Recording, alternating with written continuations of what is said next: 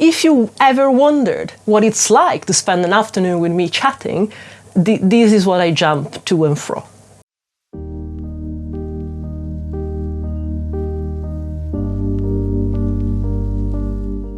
Hello witches, and welcome back to Activist Witch, where we discuss witchcraft and activism. You can call me Isha, my pronouns are she, they, and today I am just going to share with you some thoughts that I have about reading, information, books, a sort of also reflection on the last video essay that I made, which you might have known as The Opposite of Capitalism or Queer Witchcraft Community. One is the answer to the other. And just, yeah, let's have a chat. But before we get started, let me remind you that I've opened a Ko-fi. And on there you can do a one-off donation, a monthly donation, or even get a tarot reading with me, Italian style. The low-income option starts at £5. So if you decide to support me there, thank you so very much. As you might have noticed, the last couple of weeks have been a tiny bit intense for me. The last video that you've seen is the live stream that I did here, from here, with Imogen from Sapling Tarot and Kellyanne Maddox. There's no introductions, because it was the prize draw of Witches for Palestine. The second phase went on for quite a few months. I was hoping that by stretching things out, I would give people, and myself, the chance to not get burnt out. Activism burnout and donor burnout, it's something that Amy from Kuchas to Gaza, whom we donated to, spoke at length about in the interview that we did with her. And there is a huge problem at the moment with donor fatigue because of how long this genocide is going on. People are giving and giving and giving and giving, and at some point people have to stop. For Glitter Cymru, which is the day job that I have here in Cardiff. It's the organisation for and by queer people of colour in Wales. So I've tried to basically bring all these things together, hoping to make a tiny teensy bit of difference, which I hope it did. And we raised over £1,000 for Kuchas to Gaza, and I encourage you wholeheartedly to still support their work. I will leave all the links down in the description below, because their work is not finished, and I don't think it will be, unfortunately, for a good while. So the very least that we can do is to amplify and make people aware of what's happening in Palestine and in the life of Palestinian refugees that have been forced out of their land. I think I got a comment of someone very excited, thinking, oh my goodness, we got together to actually do the Witches for Palestine prize draw. And yes, that was amazing, and I'm really glad that because we came together, we had that thought. It wasn't started with that. There are other sides of my life that have been happening in the last few weeks, and Imogen and Kellyanne were kind enough to come and support me, and that took a lot, gave me a lot, but sort of left also my brain unsure of how to gather and speak. And at the same time, you might have seen I had a video essay out, which I mentioned in the introduction, which I started off with the provisional title, The Opposite of Capitalism. As you might know, or maybe you are on this channel because of my video essays, I do one every couple of months. It's very accidental, they are not planned, something happens, and what happens usually is I realize something about the world. I start to draw connections between things and understand things. Usually they all start off my video essays with discussions and questions that I ask my spouse, Raven, because they tend to know everything. And then we start this back and forth. And when I get to realize something, I'm like, I feel that I wouldn't have known or understood this before having this conversation. Maybe other people could use the information that now I've gathered together. Let me share it. And doing that, and as I mentioned, a lot of the foundation of the last video essay comes from Caliban and the Witch, which is a book by Silvia Federici, originally published in 2004. And as I mentioned before, and I think it's one of the things that I will go most about in this video, I am not a great reader. I have dyslexia, and reading, therefore, has never quite been my thing. I think throughout the entirety of my life, and I think for much longer than that, what escaped my perception was that reading is considered a very elitist kind of activity, but at the same time, sort of a great equalizer, because as long as you are literate, you can read. And so, of all the other things that exist in systems of powers that give you privilege, reading should be much equalizing, because it's up to you. You open a book, or you open, an e-book, or these days you listen to an audiobook, and you get to have knowledge, and that knowledge elevates you to a higher level of elite, because in my perception, the justification is you understand more of the world. I understood that it's not necessarily always like that. I also found it interesting that there was a sort of topic within Caliban and the Witch that reflected this, not criticism, but this observation of since the Enlightenment, so since the 1700s, and the sociocultural movement that was the Enlightenment, and we study everything and we define everything in precise, discrete categories, and demographics and statistical science started there. So this absolute need to study and define and number everything, which in Caliban and the Witch is presented as one of those things that were in direct opposition with witchcraft, and all those things that weren't as clearly cut, in the sense that something that really fascinated me from Caliban and the Witch is basically here in between the lines, Silvia Federici talk about something like planetary magic, because she mentions, well, when you have people believing that there are days that are not auspicious in which to work, when a system like capitalism expects you to make you work because they need to extract value from you every day, suddenly days like Saturday, which are under the rule of Saturn, which at the time was considered the great malefic, not days that people want to get out and do things under that influence. And we can't have that, can we? So let's try and analyze everything, and unless it's verified in any kind of measurable way, it doesn't exist. Now, this is a point where I have a lot of conflict myself, because I am a very scientific-minded person. I have read medical studies for a long part of my life. I've had to interpret them. I've had to explain to people that when you start with an intention or a bias doing a study, you also know how to present data so that it basically answers your question the way that you want it to. So one skill of whoever wants to read studies, medical studies, scientific studies, the point is, do understand how data is gathered and how information is given to you, and what else do you need if it's not there to understand that. It's a process. It's not something that you maybe do on the first scientific study you read, but the more you do, the more you discuss it with other people. I think that is very important. You start to understand if there is a pattern. But the point is, there is a process to, and the difference between just taking in information and repeating it, and you have that information, and it might sound very high because, sometimes words in books, words in studies can sound very intelligent. Or there's another step, which is internalizing that, which means understanding it and putting it into context, into the world. The thing for me is that, ironically, in my earlier life, I was amazing at the part which was take this information, memorize it, give it back that way. And that, unfortunately, was the way in which markings in university worked for me.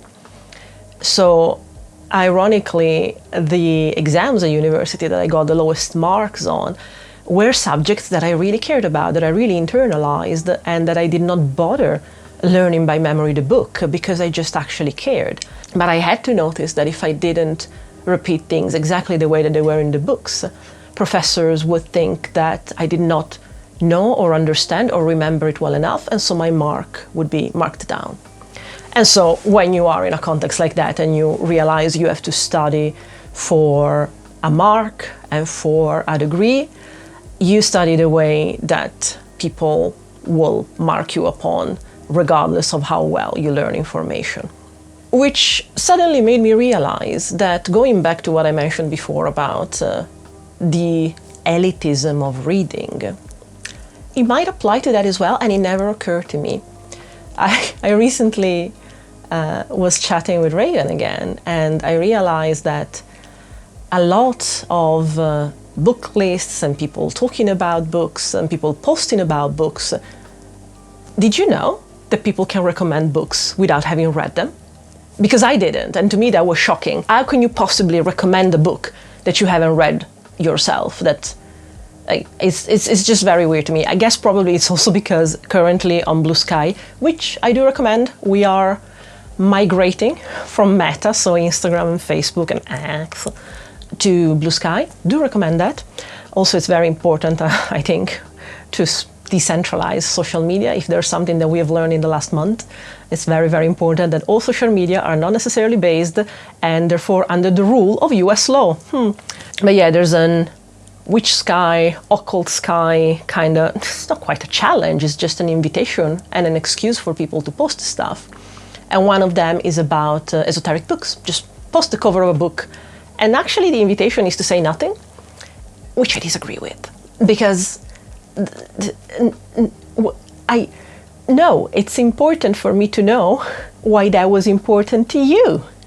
Because otherwise, we are just posting nice covers and making a list that makes us sound very well read. And I assume we are all very well read. Well, they are, I'm not. But it's not. And it's another one of those things within capitalism that answers to number goes up. The bigger a list, the more well-read you're supposed to be. Well past the point of actually reading and therefore actually having that information and having internalized that information and putting that information in context within the world. And to me, that's very concerning. Also, there is a thing that I will admit is my fault in that. You might have noticed that it's rare for me to do ranty videos like this. Usually I have a list of points, we discuss things, I have my sources are very important, I'm the first one that gushes over a good bibliography, and those things are important, don't get me wrong, but it would be foolish for me not to acknowledge that my need for receipts, and therefore my need especially in video essays, to present you information that is verifiable beyond what I tell you, comes from the fact that I look like this. I've had my face out and about for a long time now, and every time that I have said something, no matter how careful I was about what I was saying, where that information was coming from, it has always been invalidated because I look femme, and women are regarded generally in patriarchy as less intelligent. I think there's a very important point about how there's been an exodus from university courses because it started to be perceived as a feminine thing to do, because there are more girls than boys apparently applying to university, and there's a tipping point at around 60%, and when 60% or over is women, the men start to think, oh, then college is not important. The first thought in my head was, I need to find an article and show you this. No, you're gonna use Google for that if you care. I'm just chatting. This is information that I've read, I've acquired, you can find it on your own.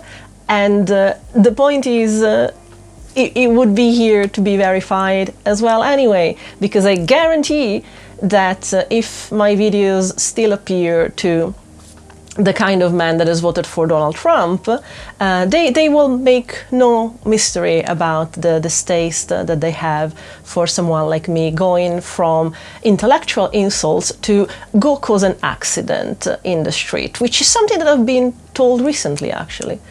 Not that this stuff actually affects me, and it's an entire point why I make content. which I think is the reason why I've actually enjoyed doing content for this long. So it's engagement that you give me. Cheers. We're going to go there in a second, actually, because I wanted to talk about that. I think the same instinct that makes people want to sound well-read based upon the number of books that they have read, not the quality, the number of books, is also the same force that tells content creators like me here on YouTube, you are succeeding only if your numbers go up. Despite the fact that the way that content creators can access analytics at all is not accessible enough for us to understand what we can actually change to have a different impact. It's very bizarre. It gives you the delusion of, you get a vague idea if you do a thumbnail like this and a title like that. And the vague idea, I'll give it to you very, very much in short, having been on this platform for 15 years, is controversy. The more you are controversial, especially now the split between the few words, suggestive words that you put in a thumbnail, and completely different from actually the title of a video, but it needs to spur some kind of gut feeling and reaction in people that see it. They want to go there. And it's always better if it's formulated in the form of a question so that people can genuinely feel invited to rant. Because we like to express our opinion, and hey, I put my face to this, I very much know how satisfactory it is to share our opinion. But going back to the video essays, that's the reason why I always come with a metric fuck ton of sources, because I try to connect it, and maybe the connection, the synapses between things is my original thought. But nothing that I bring is just my impression, because I know that looking like a fat woman of color with this accent in English, nothing I say will be taken seriously. And to people that genuinely believe that, I will just say F you. But it's still true. I know that I have to fight that. I've always had to fight that. And it goes back to, if we are supposed to have a high book number, which then has interesting parallels to men and body count, women and body count. They need to be separate and different and ideally opposite. Another story for another time, I think. I could delve in that, though that's the thing. Those are the kind of connections that I make and I want to talk about, but I have to be careful about that. Going along with the assumption that higher number means better, and higher number in books mean more elitism, more authority about what you talk about. And I know that it's like that, and I've seen that it's like that, and I think I've seen it reflected in this challenge on Blue Sky, which is what made me think that I need to be slightly loud about this. Because I do recognize that I have a slight privilege here. For some reason, most people think that I am a flavor of intelligent, a flavor of well-read. I have trouble with the fact that well-read is a synonymous of that, because again, I am not well-read. I do take in a lot of information. Reading from books is the last option, and the energy that it costs me, it really doesn't entice me to go that way. And I know that this is a very unpopular opinion, and I feel that using that tiny bit of privilege of sounding somewhat clever, I need to be vocal about this, because otherwise we go along with a Emperor's New Clothes kind of thing where nobody calls out the fact that having a list of books doesn't mean that we have read those books. And in my unpopular opinion, I believe that you first read a book, then it gets added to your list. Apparently, it can be added to your list before you've even owned it. Which is probably the reason why on my Goodreads, my read books list is much, much smaller than my want to read. And that I didn't know. I didn't know. I should have known, because I think Mina Lay did a video essay about book talk and how cool it sounds to have read things. To give you a better idea of this, and to really take myself down a notch, I will tell you this small anecdote, which actually involves the amazing Kellyanne Maddox. So Kellyanne and I met the first time in December of 2024, because she was visiting Swansea, and we spent an entire afternoon chatting. And you might know, I really hope you do, of the amazing level of activism for Palestine that Kellyanne has been very vocal about, which is one of the reasons why she was part and supportive of Witches for Palestine since the very beginning. And we were having a chat, and very open and honestly, I told her, oh, you know, there's this perception that I'm an activist, I've always known things. It's absolutely not true. I'm very glad that once I get into something, then sometimes it gets into my special interest, and so I dig a lot about a subject and I learn a lot in a short amount of time. But despite being Arab myself, I didn't quite know what was happening actually in Palestine until the 7th of October 2023, which is almost unforgivable ignorance, but it was an ignorance that I had, and I feel it's important to be loud about, because I don't think that ignorance is as dirty a thing as we make it. I think willful ignorance is a thing, but just being ignorant because you don't know how to access, you have accessibility issues on how to access information like dyslexia, ignorance can always be cured some other way. One of the things that made me learn the most about the Palestinian situation and the genocide at the hands of Israel was a video essay by Sean. I think that rightfully there's a lot of flack given to YouTube videos being a source, and I don't think that they should be the only source. But the moment that they come with a bibliography of stuff that is verifiable, that is just another medium through which information gets to you. And if you're like me and you're more visual and you need people to talk to you and explain things rather than sounding academic like a book or like a study, that is really useful. And that has no reason to be seen as lower than books, because books, I think it still comes, the elitism about books, from the elitism of literacy, literally. I think especially where I come from, which is Italy, I was born and raised there, the elitism of language is a thing because literacy didn't start to be properly spread out in Italy until after Second World War. So until 1946, most of the population in Italy not only was illiterate, but was not really speaking or writing or understanding Italian. We all had our dialects. The absolute unnatural effort that was made to unify Italy is still a failure. We're not one unified country because we don't have one culture or one language. We try, we do not succeed. And I think it's behind some of the innate, would seem, xenophobia, full-blown racism that we have in Italy. I've made other videos about that, let's not go there now. But yeah, I felt that it was really important to talk about my own ignorance because there seemed to be this perception about, thank you by the way, the unquestionable value of my brain. I agree with you, I think it's the only true value that I've ever actually had. So because there's this perception, I feel that it's a rightful responsibility to have to speak about how all those things that we believe are elitist in how this kind of knowledge is acquired. I need to tell you, no, that's not how it worked for me. I don't have a huge list of books that I have read through and that I will give you and all. Like, if you look into the bibliography of The Opposite of Capitalism, I think there's 3 actual physical books in the bibliography. And let me be very clear with you. I haven't finished Caliban and the Witch. I still have 2 chapters to go. And I have never gone past the introduction of Laziness Does Not Exist by Devon Price. Accidentally, in the introduction, there was that very, very useful quote, which I put there, but I don't know how it continues.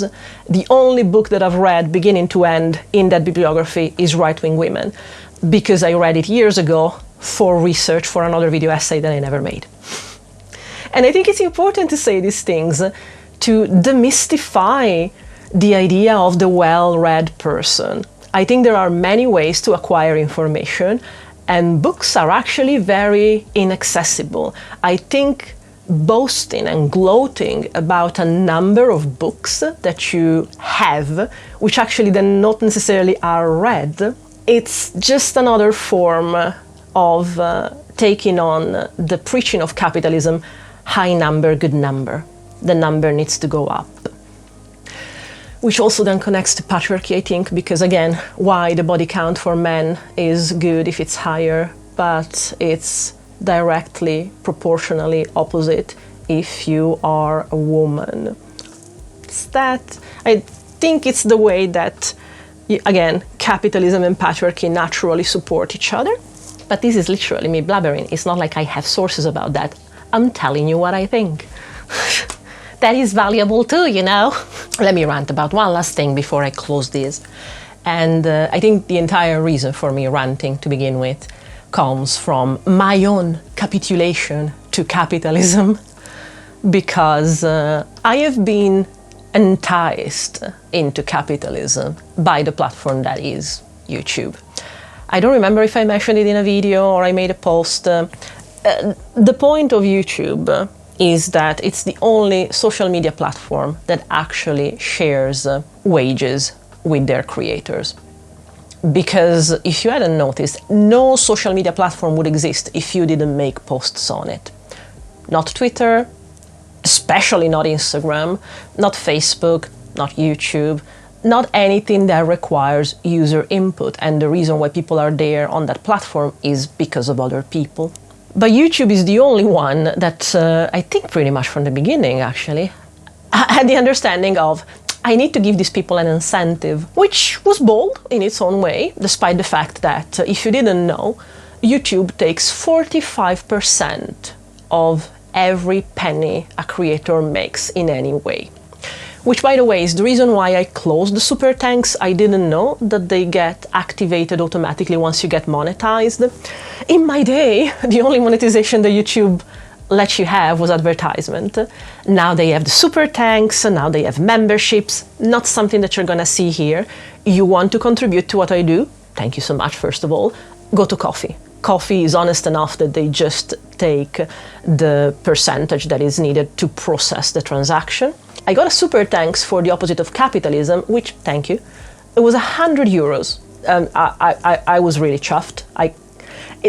You know, being a content creator, compliments and everything is really nice on a practical level, because we still need to buy food and pay the rent. We have these pesky habits. Money is a very good and direct way to show appreciation. What shocked me from that is that the moment that actually it came through YouTube, it was less than £40. By all means, there is a conversion between euros and British pounds, but I was immediately reminded YouTube takes 45% of everything that I do, which is basically half, just because they give me the platform. Which is the essence of capitalism, by the way. Like, YouTube puts in the capital, the means of production, which is the platform, and I put in everything. This is my labor. You're here not because there is a platform, you accidentally found me through the platform, but hopefully you're here because for some reason you accept to just hear me yapping on your phone, in your living. Thank you. Thank you for having me there. But yes, that's the bold choice that YouTube did, even stealing this much from their proletariat. They decided, they understood we need to share income, because just having a window on the world will not keep people doing content as complex as audiovisual.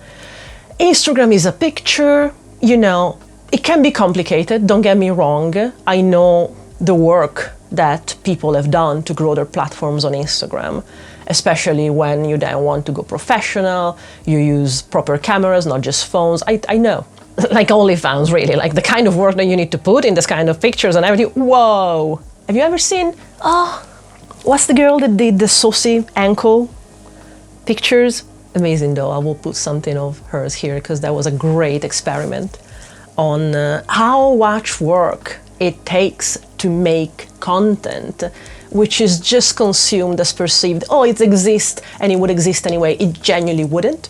But YouTube again gives this delusion of democracy. By the way, YouTube is actually turning evil as well. It's the last, I think, of the main social media platform that has caved in to the absurdity of what's happening in the US, which is the reason why we need decentralized social media, by the way. because if Meta and Twitter very happily pulled down their trousers and went to 90 degrees, Google and YouTube took a moment, and I think Google started to cave, saying, oh, you know what we said about don't be evil and don't use AI for bad things? Nah, we're now going to use AI about our arms and weapons system, which I'm like, why is Google involved in that? And this morning, I think I woke up to the Gulf of Mexico being renamed on the maps, Gulf of America, which I think is such a distraction. Like, I know that Trump said it, and he's such a man baby, and I think these things are genuinely sad to see how far we can gasp and clutch our pearls. And it's just genuinely a show of power for power's sake. It's because in the environmental protection legislation for the Gulf of Mexico, it names it as the Gulf of Mexico. So he thinks that naming it the Gulf of America nullifies environmental protections. You've gotta have the ability to laugh at some things in this absolute state of things. By the way, ironically, going back to the concept of I hear about things, I don't necessarily read about them. I heard that a book that explains a lot of what's happening, but I haven't read yet, is Naomi Klein's Shock Doctrine, which for the little that I have read here and there, mostly from posts online, goes to explain this. I am very glad that there's an entire book for it. I do not foresee having the capacity to read it, but I'm just saying it in case you are a better reader than I am. Because again, let me stress this. I am very glad when I can learn things. Books are not the be-all, end-all of knowledge. I think verifiable information is fundamental, which again is part of what goes like this to my witchcraft, and trying to bring the two things together. It's very fascinating, and it is interesting that witchcraft has survived at all the Enlightenment, and finding the ways in which we try to bring those two things together still. I think it's the mission of modern witchcraft, really. How do you go back to that animistic sort of way to consider the world, which is unscientific, but feels right? How do you bring together facts and feelings, basically? Yeah, this was supposed to be the closing, and I went to my video essay. So one thing that I recognize I might be failing in my video essays is that I don't get you angry enough. Which I don't think it's a failure. I think that information should be there to make you go, oh, that's why. At least that's the reaction that I look for when I try to learn new things.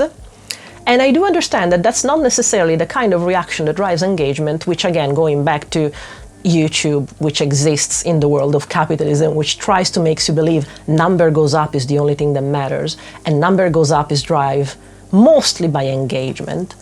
Engagement means you like or dislike this video. Engagement means you leave a comment on this video. Engagement usually means you get so mad that you leave more than one comment on a video, and then a back and forth starts. I hate that. When I get shitty people doing that, I block them like this. I don't need that engagement. But YouTube does, and YouTube is the platform that I am on. So imagine my level of anger in seeing that the current video essay, which I don't know when I'm gonna make the next one. At this point, I'm questioning making the next one, if it will ever inspire me to do another one. Because YouTube was like, oh, this feels lecture-y. People are not getting engaged, so I'm not even gonna push it to people for them to see. I have to chill and tell myself, you know what, I've done the work. I've done a kind of work that 10 years ago, had it been around, it would have saved me so much trouble in connecting the dots. Why? Why are Christian fundamentalists taking over what should be a secular nation and then hating on reproductive freedom for women, hating on the gays, hating on the transes, hating on the immigrants? And it turns out that it's all very connected, and it makes complete sense once you draw the dots. But at the same time, I've recently been made to notice that the moment that Greta Thunberg connected that climate crisis is connected to colonialism, is connected to capitalism, suddenly nobody featured her anymore as the nice kid that is worried about the earth. Because the moment that we start to point the finger to, it's capitalism, that's the problem, it's not natural, it's not convenient for anyone to actually notice that, is it? So I know I don't get angry enough, evidently. I don't get you angry enough. And you know what? I am fine with that. I think it's kind of fair that there are places where you can go and do that. I also think it's kind of fair that you might know.